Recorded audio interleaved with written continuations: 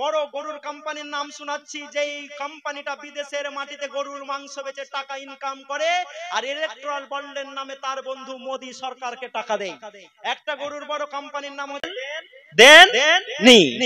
তাহলে এখানে যেটা মজার কথা আপনাকে বলছি সেটা হচ্ছে এই যে আমি ওয়ান দি হায়ার সাইড সব থেকে বেশি ধরে নিলাম যে আপনি 5 বছর ক্ষমতাতে থাকবেন এবং 5 বছর আপনি আমাদের মসজিদগুলোকে দখল করার চেষ্টা করছেন, মাদ্রাসাগুলোকে কবজা করার চেষ্টা করছেন, খানকাগুলো, ইয়াতিমখানাগুলো, মুসাফির খানাগুলো, কবরস্থানগুলো, ঈদগাহগুলোকে আপনি কবজা করার চেষ্টা করছেন।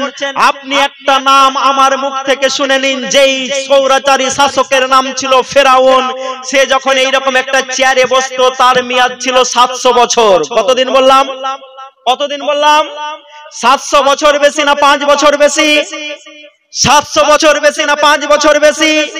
ওরে 700 বছরের কোন শাসককে যদি মুসা আলাইহিস সালামের দ্বারা দিয়ে নদীর কাদা আর বালি খাইয়ে খাইয়ে চুবিয়ে চুবিয়ে আল্লাহ শেষ করে দিয়ে পৃথিবীর মানুষের জন্য নজির রাখতে পারেন, তো আজকের দিনে যিনি ফেরাউনের রোল পালন করছেন তাকে আল্লাহ সেরকম করতে পারেন না? পারেন না? পারেন না? পারেন। সুতরাং আপনাদেরকে আমরা বলতে চাই যেই কয়দিনের চেয়ারে বসে বেশি গিয়ারে থাকবেন না, না হলে বন্ধু খবর খুব খারাপ আছে। আমাদের এখানকার এক বিরোধী দলনেতা কদিন আগে এই মাদ্রাসা নিয়ে বারবার কথা বলছিল। হাটগাছা মাদ্রাসা, জামিয়া রহমানিয়া মাদ্রাসা, এরকম যত মাদ্রাসা আছে যে এই মাদ্রাসাগুলোতে নাকি জঙ্গির শিক্ষা দেওয়া হয়, বলছিল না? কি নাম তার? আপনি বলেছেন জেলে আপনি যাবেন, আমি যাব না। হ্যাঁ আপনি বলেছেন, কি নাম তার? আমি অনেক তথ্য নিয়ে এসেছি বন্ধু, টাইম খুব তাড়াতাড়ি আমি পার করে ফেলছি, দেখাবো আজকে এক এক করে আপনাদের। আচ্ছা, জালসাতে এই কথাগুলো শুনতে হবে না? হবে না? হবে না? হবে না? যদি আজকের দিনের মাদ্রাসা এইটা সরাসরি বেলাতে আমরা টাকা তুলে মাদ্রাসাটা তৈরি করলাম, সকালবেলায় আমার অনারেবল ডিএম সাহেব যদি বলে দেই কাল থেকে হাটগাছার মাদ্রাসাটাকে অনুষ্ঠান বাড়ি করে দিলাম, আপনি মানতে পারবেন? তাহলে আপনারা পারবেন? আপনারা পারবেন? পারবেন না। তো ওয়াকফ সংশোধনী বিলে তো সেটাই করা হচ্ছে, পুরো পাওয়ারটা গভর্নমেন্ট সেন্ট্রালাইজ করতে চাইছেন। আমরা আমাদের দেশের প্রধানমন্ত্রীকে বলতে চাই, আপনি তো বন্ধু ইতিহাস জানেন না, ইতিহাস পড়েন না, আর ইতিহাসের কথা বললে নাকি আপনাকে বলাই যাবে না। আপনি কদিন আগে আমাদেরকে তালাক শিখাচ্ছিলেন, অথচ গুজরাটের মাটিতে একজন মহিলা যার নাম হচ্ছে যশোদাবেন মোদিভাই প্যাটেল। কি নাম বললাম? যশোদাবেন মোদিভাই প্যাটেল। কার নাম? আমি বলে দিয়েছি কিন্তু কার নাম? এই তো আগাচ্ছে, তো একটু চেষ্টা করুন না, গলা পর্যন্ত চলে এসছে। নরেন্দ্র মোদীর স্ত্রীর নাম। তাহলে যেই লোকটা 17 বছরের একজন তরুণীকে বিয়ে করে 28 বছরে ঘর 18 বছরে ঘর করার পর এখনো তাকে তার স্ত্রীর মর্যাদা দিয়ে দিল্লিতে ফিরিয়ে আনতে পারেনি, সে যদি মুসলিম মহিলাদের অধিকারের কথা বলে, আমি আমার মুসলিম বোন যারা বক্তৃতা শুনছেন তাদেরকে বলবো কালকে সোশ্যাল মিডিয়াতে যাবেন আর বলবেন আমরা যশোদাবেন মোদিভাই প্যাটেলের অধিকারের কথা বলতে চাই। সর্বপ্রথমে আমার দেশের প্রধানমন্ত্রী তার স্ত্রীকে স্ত্রীর মর্যাদা দিয়ে দিল্লির রাজদরবারে তুলে আনুক, তারপরে মুসলমানদের নারীর ইজ্জতের কথা বলবে, তার আগে আমরা শুনবো না ইনশাআল্লাহ। মা বোনেরা পারবেন তো? যদি পারেন একটু ভালো করে পর্দার সহিত এই জিনিসটা করার চেষ্টা করবেন, এটা আপনাদের কাছে আমাদের আহ্বান থাকছে। কারণ কদিন আগে মোদী গভর্নমেন্ট শুধু মুসলিম মহিলাদেরকে ইজ্জত দিতে হবে বলে তালাক শিখিয়ে বাড়াচ্ছিল। মুসলমানরা নাকি ফেসবুকে তালাক দেয়, মুসলমানরা নাকি হোয়াটসঅ্যাপে তালাক দেয়, মুসলমানরা নাকি টিকটকে তালাক দেয়, মুসলমানরা নাকি ফোনে বলে দেয় তালাক তালাক আর তালাক হয়ে যায়। বলে সার্ভে করো, মুসলমান মহিলাদেরকে সব থেকে বেশি তালাক দেওয়া হয়েছে। মুসলমান মহিলাদেরকে আমরা পাশে টানতে চাই। গোটা ভারতবর্ষ জুড়ে সার্ভে করা হয়েছে, সার্ভে করার পর রিপোর্ট উঠে এসেছে, আগেই বলেন আলহামদুলিল্লাহ, যেই জাতিটা সব থেকে কম তালাক দিয়েছে সেটা হচ্ছে মুসলমান। নারে তাকবীর। ওই আমরা কথায় তালাক দিই, আমরা তো কথাই কথাই তালাক দিই, তো আমাদের কেন সংখ্যা বেশি নয়? বলে ভুল তো মুসলমানদের কিছু খুঁজে পাওয়া যাচ্ছে না। কুম্ভ মেলাতে 30 বা 53 যতজনই মারা গেছে, আমি হাবিবুল্লাহ একটা বিষয়ে খুব সতর্ক হয়ে একটা জিনিস ভেবেছি যে এবারের মেলাতে মুসলমানদের প্রবেশ করা কঠোরভাবে নিষিদ্ধ ছিল। ছিল না? ছিল না? যদি আল্লাহ না করুক, যদি এবারের মেলাতে কোনো মুসলমানের এন্ট্রি করাটা সহজসাধ্য ব্যাপার হতো, তাহলে কাফিল খানের মতো আবার কোনো মুসলমানকে ফাঁসিয়ে দেওয়ার একটা চক্রান্ত হতো। কিন্তু এটা থেকে আল্লাহ আমাদেরকে বাঁচিয়ে নিয়েছেন, বলেন আলহামদুলিল্লাহ। আলহামদুলিল্লাহ। যেই কথাটাই আমি বলছিলাম, বলে মুসলমানদের ভুল খুঁজতে হবে, একজন আল্লাহর ভুল খুঁজতে বেরিয়েছে। কার ভুল? কি বলছেন না যে আল্লাহর ভুল খুঁজে না জি?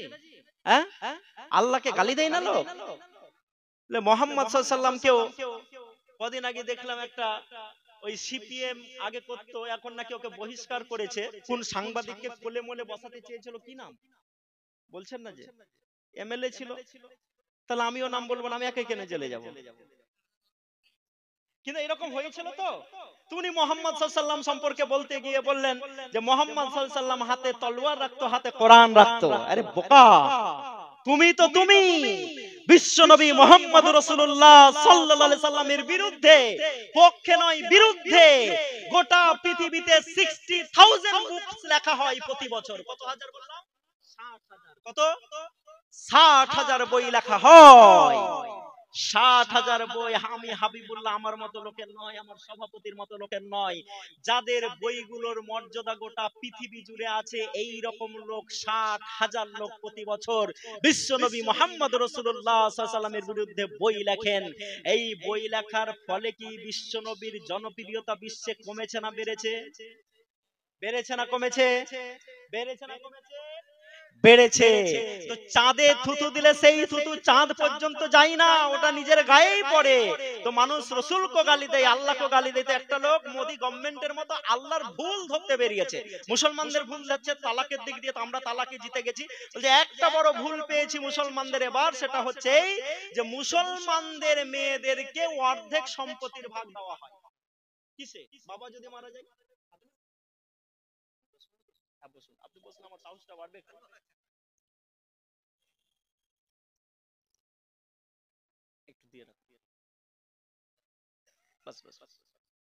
দেখেন আমাদেরকে খুব বলতে হয়, কারণ যারা রাত্রের বক্তা তো শুধু রাত্রেই বক্তৃতা করে, আমাদেরকে দিনেও তো বলতে হয়। কালকে আমাকে এখান থেকে ডাইরেক্ট বেরিয়ে যেতে হবে কলকাতা। কলকাতা বই মেলাতে আমাকে একটা বড় সংগঠন সম্মানিত করবেন, পুরস্কৃত করবেন। ওইখান থেকে ডট 3টার সময় বেরিয়ে 100-র উপরে স্পিড নিয়ে আমাকে পৌঁছাতে হবে ভবনদিঘি মাদ্রাসা, লোহাপুর মাদ্রাসা, মাওলানা আউয়াল সাহেবের মাদ্রাসা, সেখানে বক্তৃতা করতে হবে।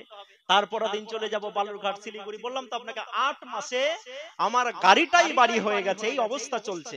তো আপনারা যদি একটু হ্যাঁ হু দেন, এইরকম যোগ্যতম সভাপতি এনারা আমাদের সমাজের মাথা, আল্লাহ সব লোকগুলোকে বাঁচিয়ে রাখুন সুস্থভাবে, বলেন আমিন। তো কি কথাটি বলছিলাম, যে মোদি গভর্নমেন্ট একটা করে মুসলমানদের ভুল ধরে আর মুসলমানরাই ওতে জিতে নেয়। তো একটা লোক রাস্তায় যেতে যেতে বলছে আল্লাহর ভুল পেয়েছি। বলে কি আল্লাহর ভুল পেয়েছো? একটা বট গাছের তলে দাঁড়িয়ে আছে, বলছে এত বড় বট গাছ আর এত ছোট ফল, এত বড় বট গাছ আর এত ছোট ফল, এত বড় গাছ আর এইটুকু ফল, এ তো আল্লাহর মহা ভুল। বলে আল্লাহর ভুল। এই করে লোকটাকে একটু ক্লান্তি এসছে, চোখ বন্ধ করেও ঘুমানোর চেষ্টা করেছে। হালকা যখন ঘুম এসছে, গাছ থেকে ঠুস করে একটা বট তার নাকের উপরে পড়ে গেছে। পড়ে যাওয়ার পর সে বলছে আল্লাহ, তোমার তো একটু আগে আমি ভুল ধরছিলাম, কিন্তু তোমার তো ভুল হয়নি, আমারই ভুল হয়ে গেছে। যদি যত বড় বট গাছ, কুমড়ো গাছে যত বড় কুমড়ো ধরে যে গাছ হিসাবে, এই বট গাছ অনুযায়ী যদি অত বড় ফল ধরতো আল্লাহ, আর ওই গাছটা থেকে ফলটা খুলে যদি আমার নাকে পড়তো, তো মাটির সাথে আমি তো পিষেই যেতাম। তো মোদি গভর্নমেন্ট বলছে মুসলমানদের তালাকে তো পারা গেল না, তো মুসলমানদের আমরা একটা ভুল ধরেছি, বড্ড ভুল পেয়েছি। সেটা হচ্ছে এই যে মুসলমান মেয়েদেরকে অর্ধেক সম্পত্তি দেওয়া হয়। অ্যাকর্ডিং টু শরিয়া মুসলিম মহিলার তো হাফ পায়। ছেলে যদি 1 লাখ পায়, তো মেয়ে কত পাবে? কত পাবে? 50,000, অর্ধেক। যদি ছেলে থাকে, ছেলের কত পায়? অর্ধেক পায়। কিন্তু তারা একটা জিনিস জানে না, যে একজন মুসলিম মহিলা 8 জায়গা থেকে সম্পত্তির ভাগ পায়। কয় জায়গা থেকে? 8 জায়গা থেকে সম্পত্তির ভাগ পায়। বলে সার্ভে করো তো, মুসলমানদের মহিলাদেরকে সব থেকে কম সম্পত্তি দেওয়া হয়েছে। বোন যারা শুনছেন, যারা আজকে অনেক মহিলা বসে রয়েছেন, আচ্ছা আমি এটা ফতোয়া দিচ্ছি না, কিন্তু আমি জালসাতে বেশি বেশি করে বলছি, মেলাতে মহিলাদেরকে ঢাকার কথা ছিল, ওইখানে আপনারা ঢাকলেন না, গায়ে ঠাসাঠাসি করে হাঁটছে আর মালপত্র কিনাকিনি করছে। যেখানে পর্দা লঙ্ঘন হওয়ার কথা নাই, এখানে আপনার মহিলাকে ঢেকে দিলেন। কেমন কথা এটা জি? 60 বছরের দাদিকে বোরখা, হাতে মোজা, পায়ে মোজা, মুখ ঢেকে রাস্তায় নিয়ে যাচ্ছে, আর 21 বছরের পতিনকে জিন্সের প্যান্ট পরিয়ে একদম সুন্দর করে হেঁটে নিয়ে যাচ্ছে। তো ছেলেরা 60 বছরের বুড়ির দিকে দেখবে না 21 বছরের যুবতীর দিকে দেখবে? কার দিকে দেখবে? 21 বছরের দিকে দেখবে। তো বরখার ব্যাখ্যাটাই আমরা বুঝতে পারিনি, আল্লাহ কেন মানে পর্দাটা নাজিল করেছেন। তা আমি বলছি না যেগুলো আপনারা খুলে দেন, আমি খোলার জন্য বলছি না, আপনাকে ভাবার জন্য বলছি। কারণ মুখ থেকে যখন আমি গাড়িটা ভরি এইখানে আসতে আমার অনেকক্ষণ টাইম লেগেছে। বলছে মুসলমানরা তাদের মেয়েদেরকে অর্ধেক সম্পত্তি দেয়, আরে মুসলমানরা তাদের মেয়েদেরকে অর্ধেক সম্পত্তি দিয়ে দিয়ে মুসলিম মহিলাদেরকে পঙ্গু করে দেওয়া হয়েছে। আমি আমার মুসলিম বোনদেরকে বলতে চাই, বোন, ওয়াইজাল মাউদাতু সুজ্জিলাত বিআইয়ি যামবিন কুতিলাত, যেদিন জ্যান্ত পুঁতে দেওয়া মেয়েগুলোকে জিজ্ঞেস করা হবে, বলো কি জন্য তোমাদেরকে হত্যা করা হয়েছিল। কোরআন মাজিদের এই লাইনটাই বিশ্ব মানবতার ক্ষেত্রে নারীদেরকে অনেক দূর তুলে দিয়েছে। নারে তাকবীর, নারে তাকবীর, শানে ইসলাম জিন্দাবাদ। অনেক দূর তুলে দিয়েছে। এবং মানবিকতার কথা কারা শোনাতে চান আমাদেরকে? গোটা বিশ্বের ভিতরে সবথেকে বড় সংগঠন ইউনাইটেড নেশনের মহিলারা বলছে, আমরা এত বড় চাকরি করতে এসে আমরা এখানে সুরক্ষিত নয়, এখানে আমরা ধর্ষিত হই। বলুন হাবিবুল্লাহ চ্যালেঞ্জ করে বলছে, কোন আমার একজন মায়ের নাম বলেন যেই মা আল্লাহর নবীর দেশে হজ করতে গিয়ে ধর্ষিত হয়ে দেশে ফিরে এসেছে। একজন লোকের নাম, একজন মহিলার নাম যদি বলেন, আমি আমার মোবাইলটা আজকে আপনাকে গিফট করে চলে যাব। শুনেছেন আজ পর্যন্ত? শুনেছেন? না, শুনবেন না, কারণ ওইখানে ইসলামী শাসন ব্যবস্থা আছে। তাই যখন সার্ভে শুরু হয়েছে, হতে হতে দেখা গেছে কার কাছে সব থেকে বেশি সম্পত্তি আছে। একবার দেখো সার্ভে করে, করতে করতে দেখা গেছে সব থেকে ভারতবর্ষের মাটিতে যে জাতির নারীর কাছে সব থেকে বেশি সম্পত্তি আছে সেটা হচ্ছে মুসলমান। নারে তাকবীর, আল্লাহু আকবার। তাহলে আমরা কোন জায়গাতে হারলাম? হারি নাই। তাই বন্ধু আমাদেরকে সজাগ হতে হবে। আপনারা শুনেছেন, আমি এর আগে এখানে বলেছি কি জানি না, কিন্তু না বলিনি, কারণ ঘটনাটা তো খুব তাড়াতাড়ি ঘটেছে। 27শে আগস্ট ঘটেছে। আপনাদের এইখানে তো আমি জালসা করে গেছি 27শে জানুয়ারি 2024। এটাই পড়ে এসেছিলাম, এটাই। হ্যাঁ, এইটাও কিনতে পারি না, প্রতিদিন তেল পুড়ে যায় 5000 টাকার, কিন্তু একটা ব্লেজার কেনার টাইম হয় না। কেন কেনার টাইম হয় না জানেন? এখন আবার শপিং মলে ঢুকলে এইসব দেখতে চাইলে বলে এগুলো মোদি কোট।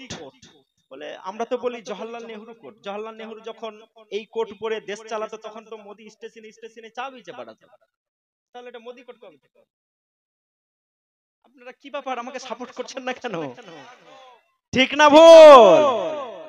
তো 27শে জানুয়ারি জালসা করে গেছি, 27শে আগস্ট আমার হাতে একটা রিপোর্ট এসছে। 26 বছরের সাব্বিরকে হরিয়ানার মাটিতে গরুর মাংস আছে এই মিথ্যা অজুহাতে পিটিয়ে মারা হয়েছে। উত্তরপ্রদেশের আমার মোহাম্মদ আখলাককে, যার ছেলেটা এয়ারফোর্সে চাকরি করে আমার দেশের আকাশ সীমানাকে সুরক্ষিত থাকে, তার বাড়িতে গরুর মাংস আছে বলে মিথ্যা অজুহাতে বাড়ি থেকে টেনে এনে পিটিয়ে মারা হয়েছে। আমরা আমার দেশের প্রধানমন্ত্রীকে বলতে চাই, হাবিবুল্লাহ সহ হাটগাছাতে যারা বক্তৃতা শুনছে এবং সোশ্যাল মিডিয়াতে যারা শুনবেন, প্রতিটা মুসলমান ওয়াদা করে বলছি, এই বাজেট অধিবেশনে আইন এনে ঘোষণা করে দিন যে গরু জাতীয় পশু, কাল থেকে আমরা গরুই খাবো না ইনশাআল্লাহ। খাবেন? গরু না খেলে ঈমান কমে যাবে। একজনকে বলছে নামাজ পড়ো, বলছে ওইটা তো হয় না, রোজা করো, মাঝে সাঝে হয়। আচ্ছা ঈদের নামাজ, বলছে ঈদুল আজহা হলে ঈদুল ফিতরটা ছুড়ে যায়। বলছে গরুর মাংস খাও, বলছে তুমি আমাকে অত বড় কাফের মনে করছো নাকি? মানে গরুর মাংস খাওয়াটা ওর কাছে মুসলমান থাকা না থাকাটা প্যারামিটার হয়ে গেছে। আমরা গরু খাবো না। কেন খাবো না? কারণ কোন একজন 26 বছরের যুবককে যে পিটিয়ে মেরে দেওয়ার যে ব্যথা, আমি হাবিবুল্লাহ সকালে দিল্লি গেলে রাত্রে ব্যাঙ্গালোর যেতে হয়, রাত্রে ব্যাঙ্গালোরে প্রোগ্রাম করলে তারপরের দিন আমাকে কলকাতা ফিরে আসতে হয়। আমি যখন দিল্লির মাটিতে কোনো একটা গাড়িতে চেপে রাস্তা দিয়ে যাচ্ছি, আমার গাড়ির কাঁচ খটখট করে কাঁচ খুলতে বলে ছোট বাচ্চা। कांच खुलेची बोले साहब हमसे 2 पेपर ले लीजिए। हमने बोला क्यों ले लूं, अभी तो तुम्हारे पढ़ने का टाइम है, क्यों पेपर बेच रहे हो। ছোট্ট ছেলেটা কাঁদতে কাঁদতে বলেছে মশাই আপনি কি জানেন না দিল্লির মাটিতে সাম্প্রদায়িকতার নামে একটা দাঙ্গা করা হয়েছিল, আর ওই দাঙ্গাতে আমাদের সংসারের একমাত্র রোজগারে পিতে আমার আব্বাকে হত্যা করা হয়েছে। আমি যদি পাপড়টা বিক্রি না করে আমার মায়ের হাতে 50 টাকা না তুলে দিই, আমার বোন আর আমার মা খেতে পাবে না, তাই আপনি পাপড়টা নিয়ে নিন। আমি সাব্বিরের সেই স্ত্রীটাকে তার ছোট বাচ্চাগুলোকে কি বলে সান্ত্বনা দিব আর বলবো তোমার আব্বাকে এ দেশের সহনাগরিকরা মিথ্যা অজুহাতে তোমার স্বামীটাকে পিটিয়ে দিয়েছে। ও যখন একাকী শুয়ে শুয়ে বালিশটাকে ভিজিয়ে দেবে, আল্লাহকে সাক্ষী রেখে 800 কোটি মানুষকে বলবে ওরে আমার শীতের দিনে সংসারটা খালি হয়েছে, সকাল বেলাতে আমার বাচ্চাদের মুখে কি খাবার তুলে দিব, এটার আমার বাড়িতে বন্দোবস্ত নেই। দেখো আমার স্বামীকে পিটিয়ে মেরেছে, আমার ছোট বাচ্চাগুলোকে আমাকে মিথ্যা কথা বলে চুপিয়ে চুপিয়ে রাখতে হয়। ওই বাচ্চাগুলোর কষ্ট আমি হাবিবুল্লাহ বুঝি, কারণ আমারও একটা বাচ্চা আছে। ক্যান ইউ ইমাজিন, আপনাকে আমি কল্পনার জগতে নিয়ে যেয়ে বলতে চাচ্ছি, বলুন তো গাজার মাটিতে যখন সেখানকার দাদুরা সেই তাদের পোতাগুলোর, তাদের বেটাগুলোর, তাদের বেটিগুলোর মাংসগুলোকে হাতে তুলেছে, তুলার পর গোটা পৃথিবীকে দেখিয়েছে, দেখার পর বলছে দেখো এক্ষুনি আমাদের চোখের সামনে আমার যেই বাচ্চাটা খেলাখেলি করছিল সেই বাচ্চাটাকে কেউ বোমা মেরেছে। আপনি চিন্তা করে দেখুন সেই বাচ্চাটা যদি আপনার হয় তো আপনি কি করতেন? হে বিশ্বনবীর উম্মত, আমি সেই দাদির কথা বলতে পারি না যেই দাদি কদিন আগে সোশ্যাল মিডিয়াতে এসে বলছিলেন এই না আরব, আরবের লোকেরা কোথায় যারা সকাল বেলাতে দুম্বা খাও, দুপুর বেলাতে উট খাও, রাত্রি বেলাতে খাসি খাও। দেখো আমরা একটু খাবারের জন্য গাজাতে পড়ে আছি, আমাদের খাবার নেই। আমরা যখন অসুস্থ হয়ে কোন হসপিটালে ঢুকে একটু ওষুধ পাওয়ার আশাতে সেখানে আমাদের মাথাটাকে লুকিয়েছি ঢুকিয়েছি, সেই সময়তেও আমাদের উপরে আবার বোমা ফেলে আমাদেরকে মেরে দেওয়া হয়েছে। সে বলেছে হে বিশ্বনবী মুহাম্মদ রাসূলুল্লাহ সাল্লাল্লাহু আলাইহি সাল্লাম এই সব আরবিয়ানদের জন্য কিয়ামতের মাঠে আপনি সুপারিশ করবেন না। বলেন তো আল্লাহ যদি এই কথাটা আমাদের রাসূলকে, আল্লাহর নবীকে এই কথাটা জানিয়ে দেন তো রাসূলুল্লাহ সাল্লাল্লাহু আলাইহি সাল্লাম কিয়ামতে দুঃখ পাবেন না পাবেন না? আর এই দুঃখর ফলে যদি আমাদের জন্য সুপারিশ না করে আমরা এত সহজেই কিয়ামতে বেঁচে যাব? বেঁচে যাব?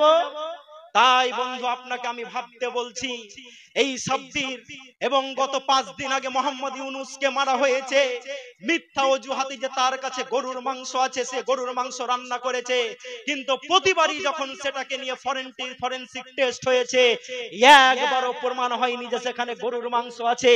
তো আমরা আমার দেশের প্রধানমন্ত্রীকে, আমরা আমার দেশের স্বরাষ্ট্রমন্ত্রীকে বলতে পারি কি পারি না যে 3 কোটি টাকা প্রতিদিন হোটেলে ভাড়া খরচ করে 2008 সালে মুম্বাইয়ে হত্যা, একজন পিতার হত্যাকার মানে পিতা হত্যা যে হয়েছিল তার বাচ্চার সঙ্গে যদি ইসরায়েলে দেখা করতে যেতে পারেন, তো দিল্লির ধেলজুলা দূরত্বে সেই বাচ্চাগুলো যাদের পিতাগুলোকে দাঙ্গার নামে মেরে দেওয়া হয়েছে তাদের সঙ্গে আপনার দেখা করার দরকার আছে না নেই? আছে না নেই? মণিপুরে প্রায় 500-র বেশি লোক আজকে মারা যাচ্ছে, সেখানে উলঙ্গ করে সেখানকার নারীদেরকে হাঁটানো হচ্ছে, আর আমার দেশের প্রধানমন্ত্রী এটা নিয়ে একটাও কথা বলছে না। এটা বড় দুঃখের ব্যাপার।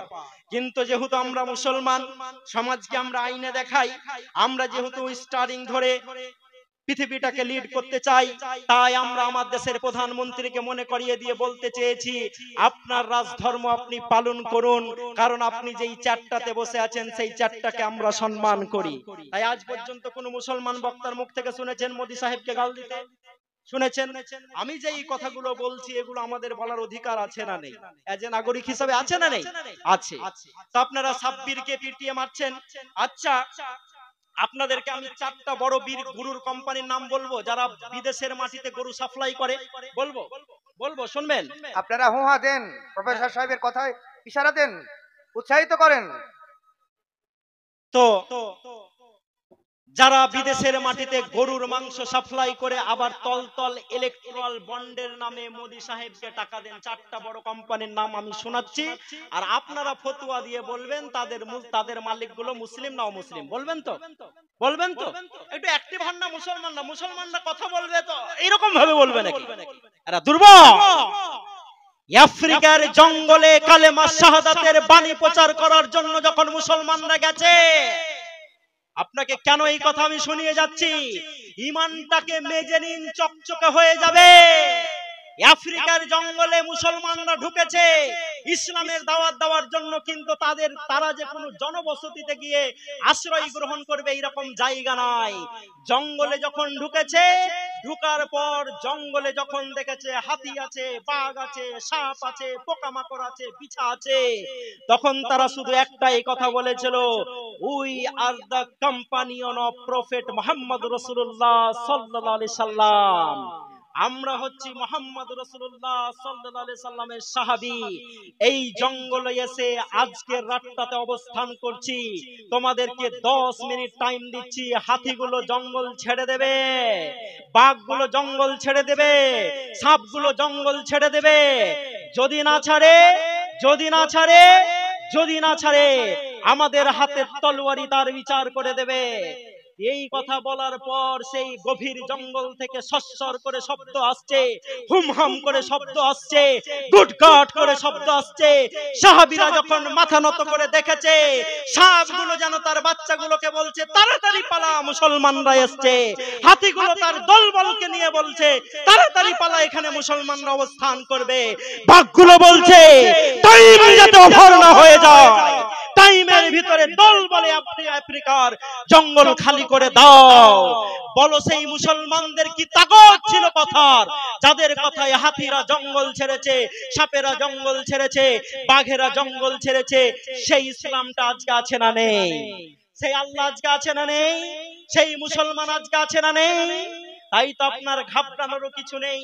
যখন আপনার 42,000 মসজিদ ভাঙার ঘোষণা দেওয়া হয়, তখনই রাশিয়ার প্রেসিডেন্ট সেখানকার মাওলানাদেরকে ডেকে বলেন, হুজুর রাশিয়ার মাটিতে বেশি করে মসজিদ তৈরি করুন। বলেন নারে তাকবীর। আল্লাহু আকবার। কেন কেন? রাশিয়ার মানুষরা যখন কমিউনিস্টের কথা সেখানে চলতো, 4.5 কোটি মানুষকে হত্যা করা হয়েছে দ্বিতীয় বিশ্বযুদ্ধের সময়তে। তো ওই সময়তে এত আলেমদেরকে হত্যা করা হয়েছিল আর কোরআনকে শেষ করা হয়েছিল যে মুসলমানরা কোরআন কি জিনিস টাচ করে দেখতে পেত না। এটা জানেন ইতিহাস? জানেন না? এগুলো পরে বলবো ইনশাআল্লাহ। তো আবার আমি এখানকার জন্য রিজার্ভ হয়ে গেছি, তো অন্য জায়গায় আমাকে ডাকলেও আমি আসি না। বুরহান ভাই যখন বলেন ভাইজান আমাদের এটা আছে, আজকে আমার জালসা ছিল ঝাড়খণ্ডের ঝিকরহাটিতে। বুরহান ভাই আজকে আমার জালসা ছিল, আমি জালসা এখন নিলে মিস করি না। হ্যাঁ, আগে যদি চান তো আগে বলি, না হলে এবার মিস্টেক হয়ে গেছে। হ্যাঁ, সে ডাইরেক্ট কলেজে চলে এসেছে, আমি কলেজে নাই, কলেজ থেকে আমাকে ফোন করছে বলে এই জালসার ডেট লাগবে অনেক আগে। আমি বললাম একটা বক্তা পাঠিয়ে দিব। বলে বক্তা পাঠিয়ে কি হবে, আপনাকে তো লোক চাইছে। আলাম ফোনে বলে দিব। বলছে না, আমরা একটু করে পার করে নেব। তো বুরহান ভাই আমাকে যেহেতু এখানকার জন্য বলে রেখে দেন, আশপাশে আসাও আমার সেরকম হয় না, তো ইতিহাসগুলো আমাদেরকে জানতে হবে। তো যারা 42,000 মসজিদ ভাঙতে চান তাদেরকে বলতে চাই, মসজিদ পৃথিবীর মাটিতে শান্তি দিয়েছে, নারে তাকবীর। মাওলানা বলেন কেন আমরা মসজিদ তৈরি করব? আপনি তো মসজিদের বিরোধী, আপনি কোরআনের বিরোধী। তখন প্রেসিডেন্ট বলছেন, আমার কাছে আমার ইন্টেলিজেন্স বিভাগ খবর দিয়েছে যে রাশিয়ার মাটিতে একটা জায়গাতে কোনোদিন রক্তাক্ত হয়নি, মারামারি কাটাকাটি হানাহানি হয়নি, সেটা হচ্ছে মসজিদ। যেখানে এত শান্তি সেই প্রতিষ্ঠানটা আপনারা গড়ে তুলুন, নারে তাকবীর। যারা মাত্র 5 বছরের চেয়ারে বসে গিয়ারে আছেন, তাদের বিষয়ে আল্লাহ রাব্বুল আলামিন 1450 বছর আগে মুসলমানকে সতর্ক করে দিয়ে বলেছেন, মুসলমান কোরআন পড়ুয়ারে দেখো, যে বলেছিল আনা রব্বুকুমুল আলা, আমি তোমাদের বড় প্রভু, সেই লোকটা যে 700 বছর ক্ষমতাতে ছিল, সে যদি মুসাকে না পারে, তো আজকের যারা ফেরাউনের রোল পালন করছেন তারা আজকের দিনের মুসাকে পারবেন? পারবেন না। আমি 4টা বড় গরুর কোম্পানির নাম বলি, আপনারা সবাই ফতোয়া দিয়ে বলবেন যেটা মুসলিম না অমুসলিম। আমার কথা বুঝতে অসুবিধা হচ্ছে? আমি যখন বক্তৃতা করি তখন খুব একদম কি বলে ডাউন টু আর্থ, একবারে এমন ভাষায় বলার চেষ্টা করি কারণ যাতে সবাই বুঝতে পারে। কারণ এই জালসার মাহফিল গুলোকে আমরা একে অপরের বিরুদ্ধে কথা বলে বলে এত নোংরা করে ফেলেছি যেখানে কোনো এমবিবিএস ডাক্তার আসে না। যদি আমি ইংলিশে কথা বলি বুঝতে পারবেন, আরবিতে বললে বুঝতে পারবেন না, কিন্তু আমি তো বলতে পারবো। আমি তো আরবিকে এমএ ফ্রম ক্যালকাটা ইউনিভার্সিটি বলি না কেন? যাতে আপনারা বুঝতে পারেন। শ্রোতা দেখে বক্তৃতার মানটা ঠিক করাই উচিত। হ্যাঁ, যখন আমাদের কোনো ভিতরে প্রোগ্রাম হবে, ডিএম সাহেবরা থাকবেন, এসপি সাহেবরা থাকবেন, তখন আপনি আমার বক্তব্য শুনে নিন, তখন পুরোটাই আমার আলাদা হয়ে যায়, আলাদাভাবে বলি। তো আমার কথা বুঝতে কি অসুবিধা হচ্ছে? হচ্ছে না। তাহলে ফতোয়া আপনারা দিবেন। আমি একটা বড় গরুর কোম্পানির নাম শোনাচ্ছি, যেই কোম্পানিটা বিদেশের মাটিতে গরুর মাংস বেচে টাকা ইনকাম করে আর ইলেকট্রাল বন্ডের নামে তার বন্ধু মোদি সরকারকে টাকা দেয়। একটা গরুর বড় কোম্পানির নাম হচ্ছে আল কাবির এক্সপোর্ট প্রাইভেট লিমিটেড, তার মালিকের নাম হচ্ছে মিস্টার সাতিশ। মুসলিম না অমুসলিম? মিস্টার সাতিশ মুসলিম না অমুসলিম? আরাবিয়ান এক্সপোর্ট প্রাইভেট লিমিটেড, তার মালিকের নাম হচ্ছে সুনীল কাপুর। মুসলিম না অমুসলিম? এমকেআর ফরোজেন ফুড এক্সপোর্ট প্রাইভেট লিমিটেড, তার মালিকের নাম হচ্ছে মাদান অ্যাবট। মুসলিম না অমুসলিম? পিএমএল ইন্ডাস্ট্রিজ প্রাইভেট লিমিটেড, তার মালিকের নাম হচ্ছে এএস বিন্দ্রা। মুসলিম না অমুসলিম? আমি চারটা বড় গরুর কোম্পানির নাম তুলে নিয়ে এসেছি আপনাদের কাছে, যার একটারও মালিক মুসলমান নয়। নারে তাকবীর! তাই 1 কিলো গরুর মাংস খাওয়ার অজুহাতে সাব্বিরকে পিটিয়ে মারার বন্ধ করে যারা টন টন শো হাজার হাজার টন গরুর মাংস বিদেশের মাটিতে রপ্তানি করে, তাদেরকে বন্ধ করা উচিত না? উচিত না? উচিত। তাই বন্ধু আমাদেরকে সতর্ক হতে হবে এবং সতর্ক হয়ে আমাদেরকে সাবধান হয়ে পা ফেলতে হবে। আমি আমার টাইমের গোড়দোড়ায় চলে এসেছি। ওয়াকাফ নিয়ে যে এই জিনিসটা চলছে অত্যন্ত দুঃখজনক, এবং তার সাথে সাথে আরেকটা বিল গোটা ভারতবর্ষ জুড়ে আসতে চলেছে, তার নাম হচ্ছে ইউসিসি। মনে থাকবে? ইউসিসি, এসিসি সিমেন্ট বললে মনে থাকবে, কারণ আমরা তো লেবার বেশি। এটা মনে থাকবে। মুর্শিদাবাদের লোক আমরা পিছিয়ে পড়া লোক। হ্যাঁ, আমরা পিছিয়ে পড়া লোক। যখন আমরা কোথাও যাই, আমাদের বাড়ি জিজ্ঞেস করে কোথাকার তুমি, আমরা বলি মুর্শিদাবাদ, তখন আমাদের প্রতি নাক ছিটকানো হয় না?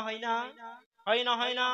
স্বাধীনতার এত বছর পর কেন মুসলমানরা মুর্শিদাবাদের মাটিতে ইউনিভার্সিটি পায়নি? এই যারা এই দেশটাকে শাসন করেছেন তাদের কাছে আমাদের জানার অধিকার আছে না নেই? আছে না নেই? আমার ওই পারের জেলা মালদা, এই পারের জেলা নদিয়া, সেখানে ইউনিভার্সিটি হয়, আর আমাদের মুর্শিদাবাদে ইউনিভার্সিটি হয় না। একটা আলিগড় ইউনিভার্সিটির ক্যাম্পাস আর একটা মুর্শিদাবাদ ইউনিভার্সিটি এতদিনে পেলাম, তাও পুরো ফ্যাকাল্টি এখন আমরা আনতে পারিনি। আমরা দিদিকে বলেছি, আমি নিজে আমার শিক্ষামন্ত্রী ব্রাত বসুর সঙ্গে দেখা করে বলেছি মুর্শিদাবাদ ইউনিভার্সিটি নিয়ে ওয়াকাফ বিল এরকম আসবে আমাদের কাছে খবর ছিল। আমি আমার মুখ্যমন্ত্রীর কাছে এই বার্তা পৌঁছেছি। আমার বার্তা পৌঁছে দিয়ে বলেছি যে যেহেতু আমাদের জায়গাগুলো খতিয়ান ওয়ানে আছে, এগুলো যাতে রেজিস্ট্রি করে কোনো মোতাল্লির নামে করা হোক, তার ব্যবস্থা করা হোক। মুখ্যমন্ত্রী এই কথাটা শুনেছে, আলহামদুলিল্লাহ। এবং 3 জনের একটা কমিটি গঠন করা হয়েছে। সেদিন রাইটার্সে গিয়ে কোনো একজন বড় মিনিস্টারের সিএ কে, কনফিডেন্সিয়াল অ্যাসিস্ট্যান্টকে এবং তার পিএ কে লেখে এসেছিলাম আমি আর একজন দাদা গিয়ে রাইটার্সে। আলহামদুলিল্লাহ তার উপরে কাজ শুরু হয়েছে। তো আমাদেরকে চোখ কান খোলা রেখে বন্ধু এই ওয়াকাফ সম্পত্তিগুলোকে বাঁচাতে হবে। হবে না? আমরা মোদি গভর্নমেন্টকে বলতে চাই, আপনি গায়ের জোরে যেহেতু এখন ন্যাংরা গভর্নমেন্ট হয়ে দুজনের সাপোর্ট পেয়ে একটু শক্তিশালী হয়ে আছেন, বিল আপনারা পাস করিয়ে নিতে পারেন, কিন্তু ওয়াকাফ সংশোধনী বিল পাস করার পর মুসলমানদের মসজিদে যদি হাত দিতে আসেন, মুসলমানরা ছেড়ে কথা বলবে না। মুসলমানদের হাটগাছা মাদ্রাসার দিকে যদি চোখ পড়ে, তাহলে এই চোখকে মুসলমানরা সহ্য করবে না। কদিন আগে এই বহরমপুরের এক নেতা বলছিলেন বাংলাদেশ এক্সটেন্ডেডের নাম করে নাকি মালদা, মুর্শিদাবাদ, দিনাজপুরকে দখল করে নিতে পারি। আমি তার বাড়ির সামনে বক্তৃতা দিতে গিয়ে বলেছি প্রশাসকের দরকার নেই। যদি মুর্শিদাবাদের দিকে এক্সটেন্ডেড বাংলাদেশের নাম করে বাংলাদেশ চোখ রাঙায়, মুর্শিদাবাদের মুসলমানরাই তাদের চোখ তুলে নেবে ইনশাআল্লাহ। কারণ এদেশকে আমরা ভালোবাসি, কাশ্মীর থেকে কন্যাকুমারী, উত্তর থেকে দক্ষিণ। আমরা বিএসএফ কে বলেছি তোমরা আমাদের জন্য যেমন পাহারা দাও, কোনদিন যদি অসুবিধা হয় আমাদেরকে ডাকিও, আমাদের নওজওয়ানদেরকে পাঠিয়ে দিব ইনশাআল্লাহ। কারণ এদেশকে আমরা এত ভালোবেসেছি। আমি আল্লামা ফজলুল হক খাইরাবাদী, আমাকে সেলুলার জেলে বন্দি করে পানি খেতে দেওয়া হতো না, গরম পানি এনে দেওয়া হতো। আমি বলতাম একটু ঠান্ডা করে খাই, বলে না তোমাকে ঠান্ডা করতে দেব না, পানিটাকে সরিয়ে নিয়ে যেত। বলে তুমি মুচি লেখা লিখে বলে দাও যে তুমি গাদ্দারি করবে দেশের আগে, দেশের সঙ্গে। আমি বলেছিলাম এটা করব না। আমার জেলের ভিতরে কাঁকড়া বিছা ভরে দিয়ে প্রতিদিন আমাকে কামড়ানো হতো, ছিপড়ানো হতো, গোটা শরীরে আমার পোকা হয়ে যেত। ওরে আমি যখন সুস্থ ছিলাম রাস্তা দিয়ে হেঁটে যেতাম, উট নিয়ে লোক দেখতে আসতো, হাতি নিয়ে দেখতে আসতো, আমার পুরো গায়ে পোকার মতো হয়ে গেছে, চুলকানি হয়ে গেছে। তারপরেও আমি বলেছি এদেশকে আমি ভালোবাসি, এদেশের সঙ্গে আমি গাদ্দারি করতে পারি না। নারে তাকবীর। আমি খান আব্দুল গফফার খান, আমার 30টা পাঠানকে যখন গুলি করা হয়েছে, আমাকে বলা হয়েছে স্বাধীনতার যুদ্ধ করতে হবে না। আমি খান আব্দুল গফফার খান বলেছিলাম ঠিক আছে আমি স্বাধীনতার যুদ্ধ করব না, করব না, করব না। কিন্তু যেই 30 জন পাঠান আজকে গুলি খেয়ে মারা গেছে, তাদেরকে পোস্টমর্টেম করা হোক। যদি তাদের গুলি বুকে না লেগে পিঠে লেগে যায়, আমি আর স্বাধীনতার যুদ্ধ করব না। একদিন নয়, দুদিন নয়, 3 দিন ধরে পোস্টমর্টেম চলেছে, ময়না তদন্ত চলেছে, একজনও পাঠানের পিঠে গুলি লাগেনি। নারে তাকবীর। আল্লাহু আকবার। এরপরেও যদি নতুন করে আমার কাছে কেউ দেশভক্তির প্রমাণ চান, তো আমরা ওই প্রমাণ আর দিতে পারবো না। পারবো? দিতে যাব? আমাকে হাটগাছার জালসা কমিটিদেরকে খুব ভালোবাসে, কারণ সব তরতাজা ভাইয়েরা আমার। আপনার নামটা ভাই? সাতালেব ভাই। এদের সঙ্গে আমার কথা হয়, ফোন করলে সব সময় ধরতে না পারলেও ব্যাক করি, কথা বলি এদের সাথে। এই যে ইয়াং জেনারেশন এরাই চেঞ্জ করতে পারবে সমাজকে। তো ইউসিসি মনে থাকবে, ইউসিসির ফুল ফর্ম হচ্ছে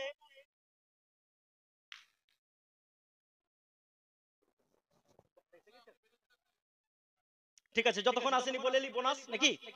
বোনাস যতক্ষণ আসেনি বোনাস বলেলি। ইন্নাল্লাহ আস্তারা মিনাল মুমিনিনা আনফুসাহুম ওয়া আমওয়ালাহুম বিআন্না লাহুমুল জান্নাহ। আল্লাহ বলছেন তোমার জান আর তোমার মালকে আমি কিনে নিয়েছি একটা জিনিসের পরিবর্তে। সেটা কি? সেটা কি? জান্নাত। তো এখন আমাদের যে জান আর মাল আছে এটা হচ্ছে বোনাস। এটা কি? বোনাস। তো বক্তা আসেনি তো আমি বোনাস 2 মিনিট টালিয়ে দেব নাকি, না নেমে যাব? তো ইউসিসি একটা বিল গোটা ভারতবর্ষ জুড়ে আসছে। তো একটা রাজ্যে অলরেডি চলে এসেছে, সেটার নাম হচ্ছে উত্তরাখণ্ড। উত্তরাখণ্ড কেউ গেছেন? কেউ গেছেন? আমি 3-4 বার গেছি উত্তরাখণ্ড, সেই নৈনিতাল, অনেক জায়গা আছে, ওগুলো ঘুরেছি আর কি, কাজের ক্ষেত্রে যেতে হয়।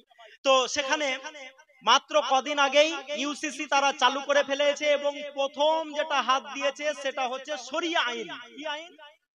কি আইন? শরিয়া আইন। আমাদের একটা নিজেদের আইন আছে, যেটা ভারতীয় সংবিধান আমাদেরকে দিয়ে রেখেছে, সেটা হচ্ছে মুসলিম পার্সোনাল ল। কি বললাম? মুসলিম পার্সোনাল ল। ওর আন্ডারে আমরা শরিয়া আইন, এই সুযোগটা আমরা ভোগ করি। তো আমার দেশের প্রধানমন্ত্রী বলছেন যে আমি পুরো দেশ জুড়ে ইউসিসি চালু করব এবং মুসলমানদের মুসলিম পার্সোনাল ল তুলে দেব। আমি আমার সম্মানীয় সভাপতিকে দেখাচ্ছি, দেখুন তো সাহেব, একটা বাচ্চা দেখতে পাচ্ছেন? একটা বাচ্চা একজন মহিলা কোলে নিয়ে আছেন। আমি ক্যামেরাতেও দেখিয়ে দিই, কারণ ওটা আমি দেখতে পাচ্ছি ডিসপ্লেটা, আমার মায়েরাও দেখুক না। মায়েদেরকে সজাগ করতে হবে না? হবে না? তাই আমি যখন এই বছর প্রথম স্কুল খুললাম আল ফুরকান একাডেমি, আমার কষ্ট হয়েছে, আমার 1000 ক্যাপাসিটি। আমি যদি চাইতাম তো মেয়েদের নাও করতে পারতাম, কিন্তু একটা চলন্ত গাড়ির সামনের 2টো চাকা, একটা হচ্ছে ছেলে আর একটা হচ্ছে মেয়ে, যদি একটা পাংচার হয়ে যায় গাড়িটা চলবে? চলবে না। তাই নতুন করে এই বছর যে স্কুলটা আমি করেছি আল ফুরকান একাডেমি, ওইখানে মেয়েদের জন্য ক্যাম্পাস করেছি, ছেলেদের জন্য ক্যাম্পাস করেছি। তো মেয়েদেরকেও দেখাতে আমাদের হবে। তো আপনি দেখলেন একজন মহিলা একটা ছোট বাচ্চা কোলে করে নিয়ে আছে, এবং তার পিছনে 5 জন যুবক দাঁড়িয়ে রয়েছে। তার পিছনে মায়েদেরকেও দেখাচ্ছি, কারণ ওই ভিডিওটা আমার সামনে আসছে, মায়েরাও দেখুক, তাদেরও জ্ঞানটা খুলে থাকুক। একজন মহিলা একটা বাচ্চা কোলে করে নিয়ে আছেন, বাচ্চাটার বয়স হচ্ছে 18 মাস।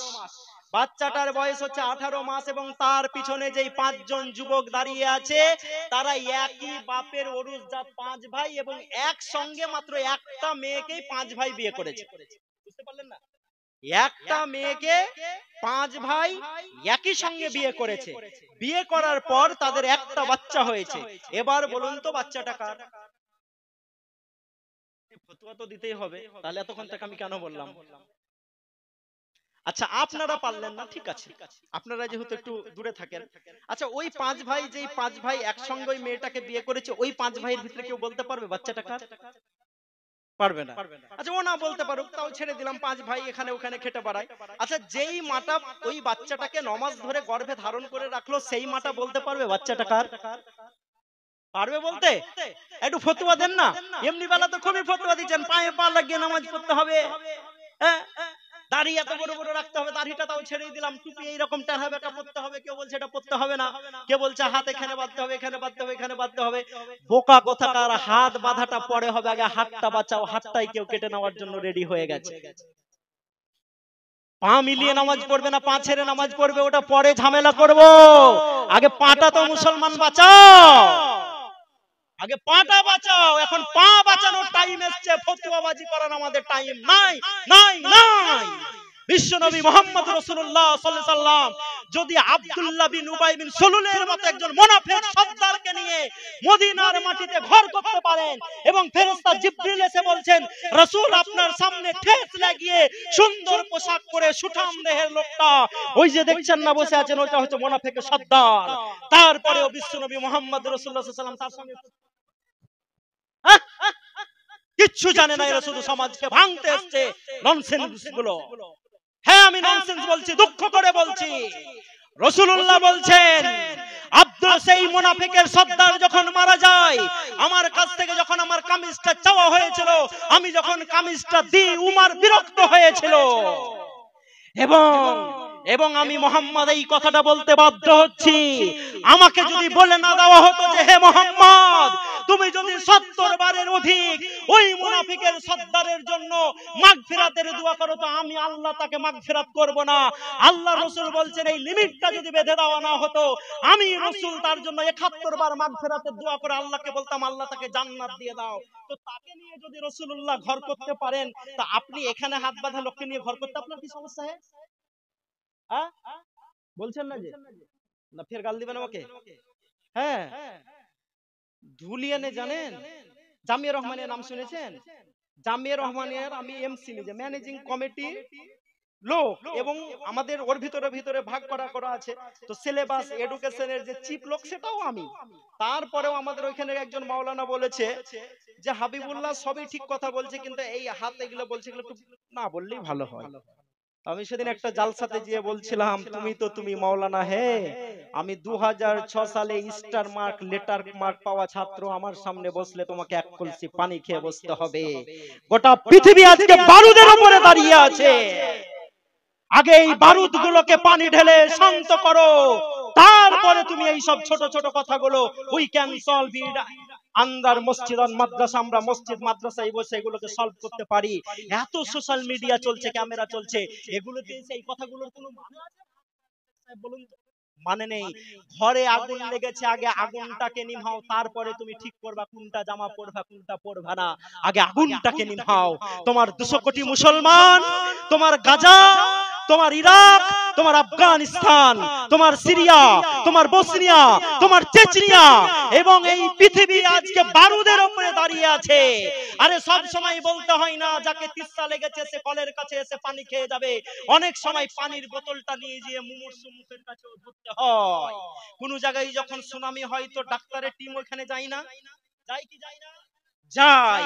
ওই সময় যদি ডাক্তাররা বলে আমার দরকার নাই, ওখানে ভূমিকম্প হয়েছে তো কি হয়েছে, এখানে এলে ট্রিটমেন্ট করব না হলে করব না, ও ডাক্তার নয়, ও মানবিকতার শত্রু।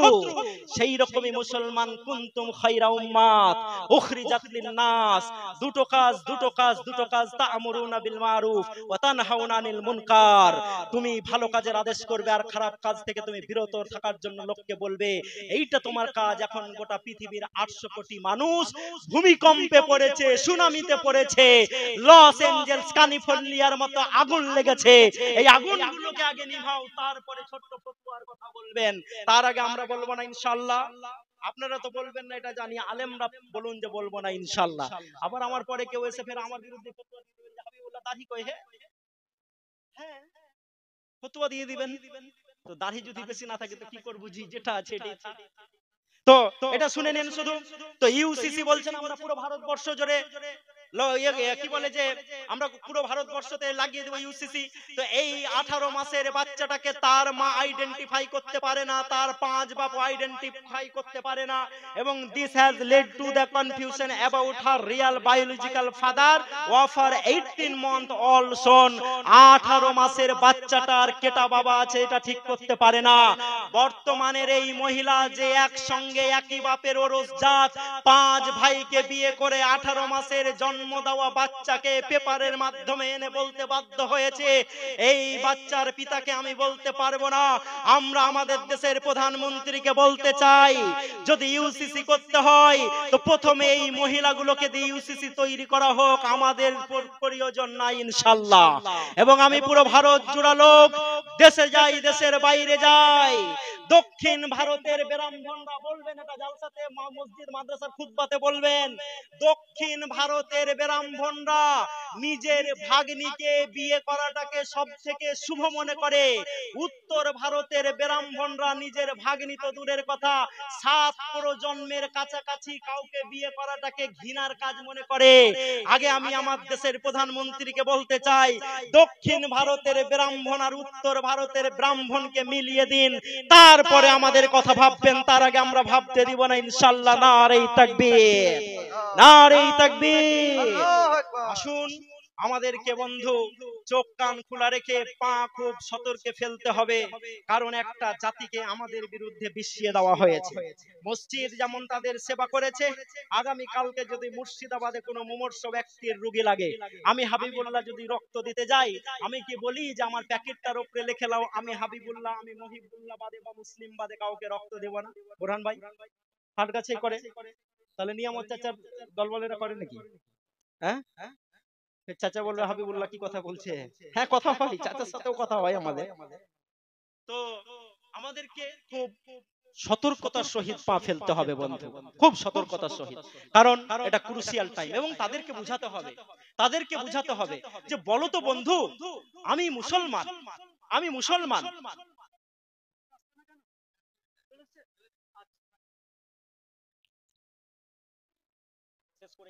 কারণ সবার টাইম নষ্ট হবে।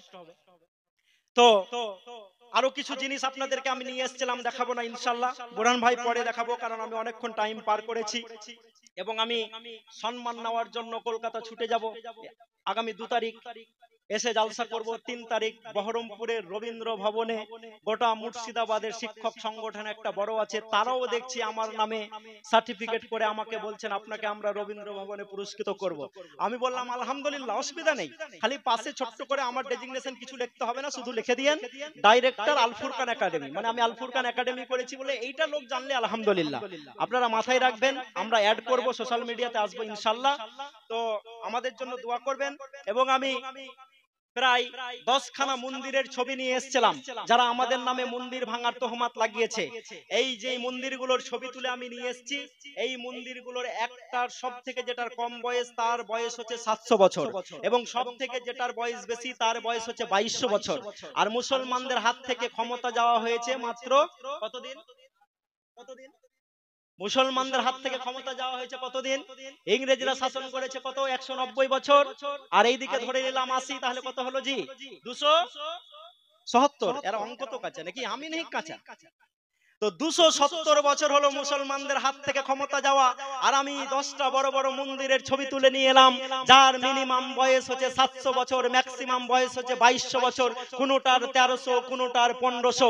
তার মানে এই কথা যারা প্রচার করেন যে এই কথাটা যারা ফলাও করে প্রচার করেন যে মুসলিম শাসকরা ভারতের মাটিতে মন্দির ভেঙে ভেঙে মসজিদ করেছেন, এটা মিথ্যা কথা।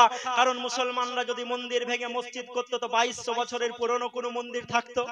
700 বছরের পুরনো কোনো মন্দির থাকতো না। তো এই ঘৃণা দিয়ে যখন আপনারা ভারতকে আবার ভাগ করতে চাইছেন, তখন আমরা ভারতে ভালোবাসার বাণী পৌঁছে দিব ইনশাআল্লাহ। যখন আপনারা আমাদেরকে তেরে তেরে মারার চেষ্টা করবেন, তখনও আপনাদের হাত ধরে আমরা বলার চেষ্টা করব হাতে লাগেনি তো। যেমন মুহাম্মদ রাসূলুল্লাহ গাজওয়া থেকে ফেরার পথ কোন একজন তলোয়ার নিয়ে বলেছিল মাইয়ামনুকা মিন্নি, কে বাঁচাবে তোমাকে আমার হাত থেকে? রাসূল বলেন আল্লাহ। আমরাও এই রোলটা এখন পালন করব ইনশাআল্লাহ।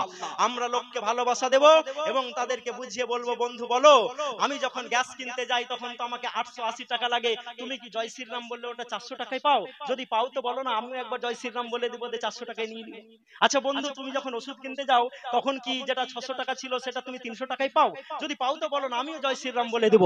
এবং আমি হাবিবুল্লাহ ঘোষণা দিয়ে বলছি ওয়ান রেকর্ড ক্যামেরার সামনে, জয় শ্রীরাম বলে যদি হাফ টাকায় ডিজেল পাওয়া যায় তো আমি প্রতিদিন সকালে একবার করে পাম্পে যে বলবো জয় শ্রীরাম ট্যাঙ্কি ফুল।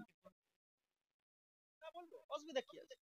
তো ওই ভাইদেরকে আমাদেরকে বোঝাতে হবে যে তুমি জয় শ্রীরাম বলে যেই লোকটাকে মারছো, তুমি যখন পেট্রোল পাম্পে তেল কিনতে যাচ্ছ আর ওইখানে একটা হাসি মুখে একটা লোক সুন্দর করে ছবি তুলে আছে, তাকে প্রণাম করার পরেও তো তোমাকে 106 টাকার নিচে পেট্রোল দেই না, তার মানে তোমার সঙ্গে যেটা করা হচ্ছে এটা বেঈমানি, তোমার সঙ্গে যেটা করা হচ্ছে এটা ভণ্ডামি, তুমি যেটা করছো এটা মূর্খামি। এই ভালোবাসা যদি আমরা ছড়াই তো সমাজে শান্তি আসবে না? আসবে না। আল্লাহ তুমি আমাদেরকে শান্তি দিও, এই যুবক কমিটিকে কবুল করো, মাদ্রাসাকে কবুল করো। আসসালামু আলাইকুম ওয়া রাহমাতুল্লাহি ওয়া বারাকাতুহু।